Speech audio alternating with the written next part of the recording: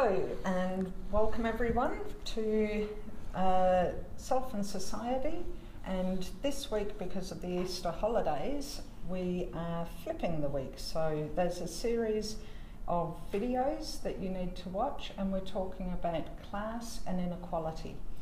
And we're very lucky to have a number of my colleagues joining us this week. And first off the bat is Elizabeth Humphrys, who is a Marxist scholar. So welcome, Elizabeth. Hi, Lucy. So Elizabeth, why is class important to Marx? Well, when Marx thinks about how societies are formed, he thinks that each one has a specific way that they produce things and a specific economy. And he thinks that each of those societies, whether it's a slave society or a capitalist society or a feudal society, also has a class structure. And so he's saying every society has a class basis, but capitalism has a really particular class basis. So the way the economy works, where you and I and lots of the students go and work for a wage, forms one sort of class, and that people who kind of own bars and own businesses that we work in, they are in a different class. And it's about the relationship to the way producing things in economy works. And for him, they're the power structures. So I guess class is a power arrangement, and he's concerned about that. And so he uses some particular terms. He talks about the proletariat and the bourgeoisie. What does he mean by that? Yeah, well, Marx says that capitalist society, one word he uses is bourgeois society, comes from a German word. And he's saying that in bourgeois society, in capitalist society, there's a ruling class, a bourgeoisie. And those words are basically interchangeable. He's also saying that there's a working class, which he calls the proletariat. So of course, with lots of the theorists who might have been writing in other centuries, they may not have written in English. So those terms are coming out of German, but they're commonly used by scholars and even activists or ordinary people to symbolise the two big classes that Marx sees happening in capitalist society. The people who kind of own money, own capital, and the people who have to earn a wage. So the ruling class and the working class. So what's capital? If some people own capital and other people don't, why is that important? So Marx, when he's talking about capital, he sometimes means, or I guess usually the way we would hear it on the news is about meaning money or finance. The ability for someone who owns capital, owns money, has a lot of liquidity, perhaps, as you might hear that term, can go and employ people for a wage, buy raw materials. So, employ somebody to work in a bar, buy the gin, buy the lemons, rent the property. They have the capital to do all those things, make a business. And so you see how that's a different kind of relationship. They make their money by profit. And when we go and work in a bar or we go work in a university, we're making our money because we're paid by the hour. And it's a fixed fee. So how does the bourgeoisie turn capital into profit? How does all the money part of this work out? Yeah, well, if you think about it, Marx talks about like a circuit, but it's a really simple way to think about it is you have to start with some money, you go and purchase the raw materials, the people, their labour power he talks about, that's our ability to work or think or do physical activity, rent a premises, and then it all comes together in production. Production happens, and what goes in is quite different to what comes out, right? So you might purchase the gin, the tonic, the worker, it becomes a gin and tonic. It then goes and gets sold to somebody. And then we're back to money, right? So they've turned their money into products. The products make something different. You sell that, and if you can sell it, you realise profit. And so that's why profit is so important to capitalists, because if they don't sell it, they don't make a profit. Yeah.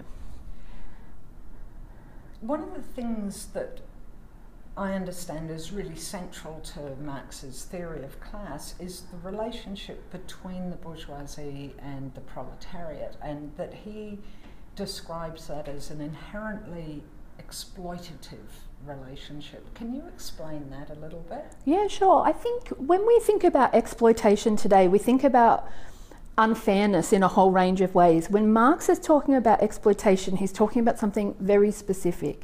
He's saying that people who are paid an hourly wage make more than they're given in their wages. So if we think you work in a bakery, right? You make 300 loaves of bread a day, but maybe you get paid $100. If they cost $5 each, I'm just quickly adding up, maybe is that $1,500? is that 20 loaves? So what you could purchase with your $100 is far less than the 300 loaves of bread you make. The difference between what you produce and what you get paid, he calls this surplus value. That's where profit kind of comes from, and he's saying that's exploitation. You're going to make $500 a day for me, but I'm only going to pay you $100.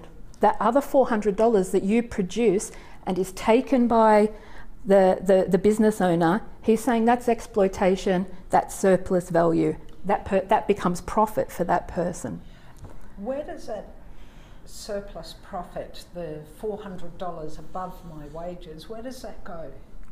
Well, usually it would be reinvested, some of it in a business.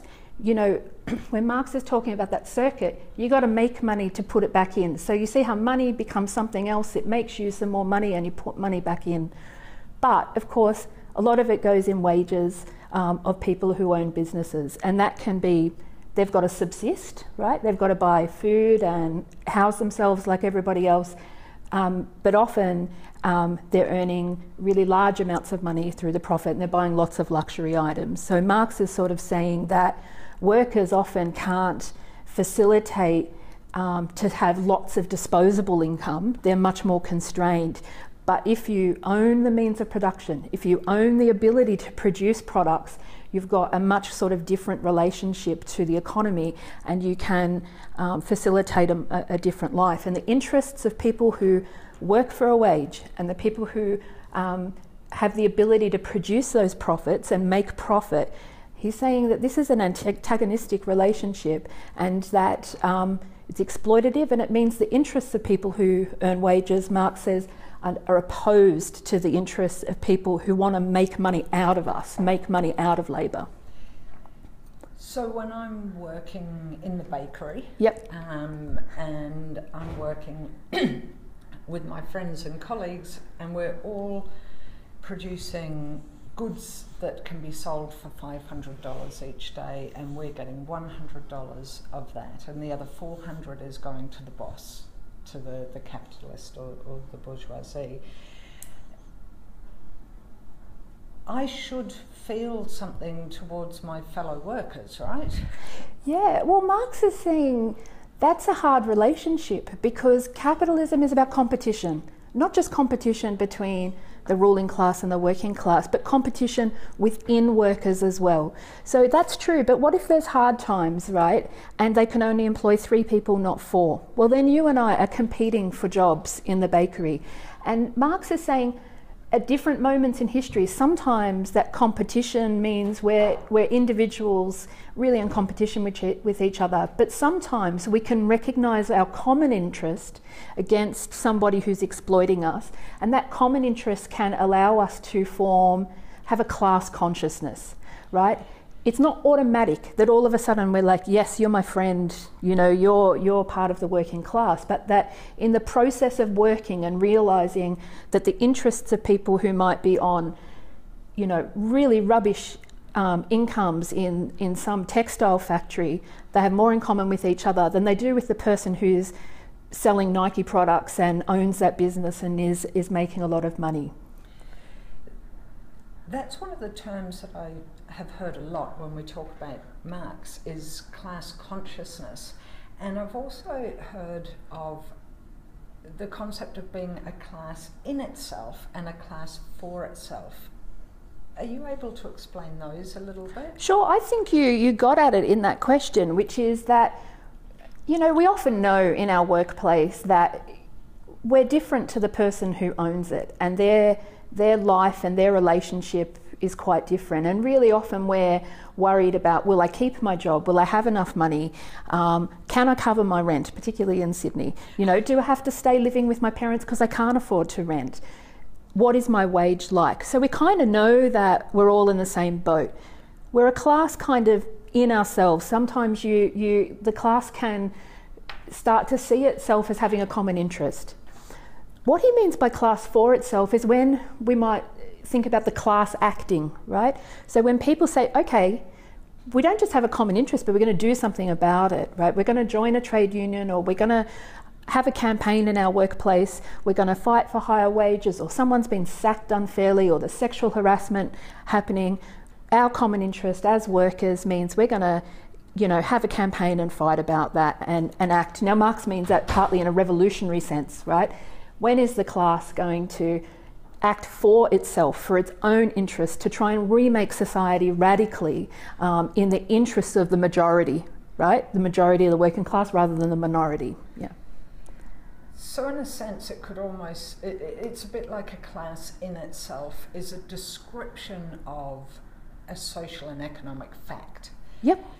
Whereas a class for itself is one where there's this class consciousness that makes members of the working class or the proletariat understand how the system works, and that they don't need to compete with each other, but in fact have power together, and so they get organised. Sure. And it's not a question of intelligence. Often we know that we're in a rough situation, but we may not have the power to change that. But being a class for itself, Marx is saying this is not automatic. We have to go out in the world, campaign about things, try and change it. And in the process of struggle, ideas change. We change ourselves and the ideas and what we're capable of, and we can change the world. Like some people use the word praxis, right? This mix between having theories and ideas and doing things, right? Marx is not just about theory. He's about being out there and doing stuff. You know, when he's writing the Communist Manifesto for the German Communist Party. He's looking at the Silesian weavers, right, struggling for conditions in early terrible factories. He's all about struggle.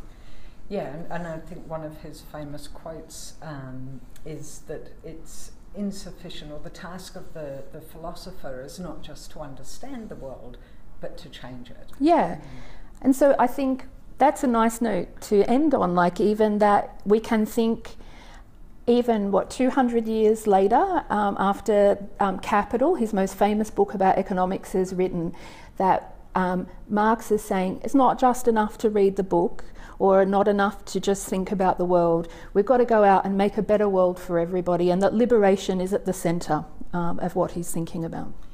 And that would be a neat place to Oh, end we've it, got more. Except that we have one more thing that we need to cover, and that's this idea of false consciousness that he talked about. So he talked about having class consciousness, yep, but also false consciousness. What's that? Well, it might be that the ideas that you're in your head, which often match reality, are not necessarily about the interests of the class. So it might be that you see at a particular moment that your interests are aligned with your employer or someone else. It might be Gramsci, who's another Marxist scholar, talks about common sense and good sense, right? That we might have common ideas, but the emphasis for both is on, in the struggle, right? In actually campaigning, we actually can start to realise what might be in a general interest of working people. And I think one of the ways that we can still see it today, this idea of false consciousness, is in this idea of trickle-down economics. That, you know, we're told that in order for the factory to stay open or the bakery to stay open, the owner has to have a certain profit margin, otherwise it's not worth running the business. And so workers can be convinced that perhaps it's in their interest to keep wages down a little bit in order to keep the business profitable and therefore keep their job. And I think that that's one of the things that Marx said is false consciousness when workers start to get co-opted into the kind of worldview of the bosses, and get convinced that they're better off accepting something a little bit less. Yeah, and it's a hard thing because maybe for that person and that company, their only option is unemployment or a lower wage. But Marx is thinking also about the general level, because remember, capitalists are in competition with each other as well. No matter how nice your boss is, right, and how lovely, in tough times, they will sack you to maintain profits. He's not saying people in the ruling class are bad people.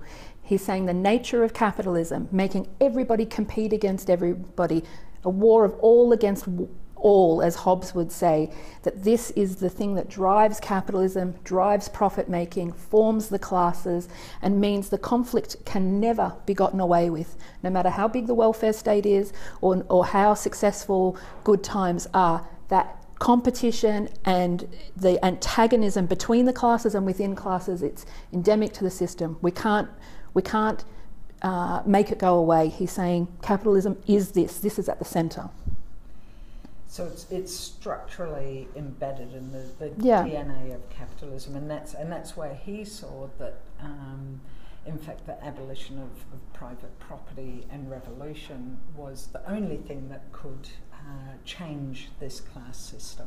Yeah, that he's saying we need a new society for the majority, and that the sort of democracy we have now is limited, and a democracy where in every individual workplace everybody would make decisions about how to run that workplace, and that these things would remake society. If we remade how we produce things, we would remake the class structure and remake exploitation.